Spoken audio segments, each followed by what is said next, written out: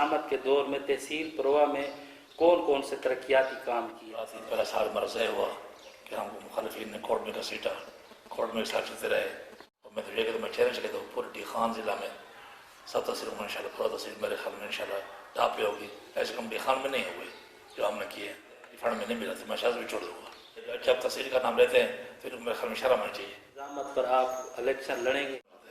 अब तो मुश्किलात हैं, तहसील पूरी ज़िले का तहसील MP का हल्का है। यानी कि जमीयत उलमा इस्लाम जो फैसला करेगी आपकी जमात, मैं उसको पाबंद हूँ कि मुखफिन तो खाम खा कीचड़ शायद उनका हक बनता है। मैदान खुला है हर एक लिए, मैदान ये ना हो नारेबाजी ना हो, पहले सब कुछ मार चुके हैं।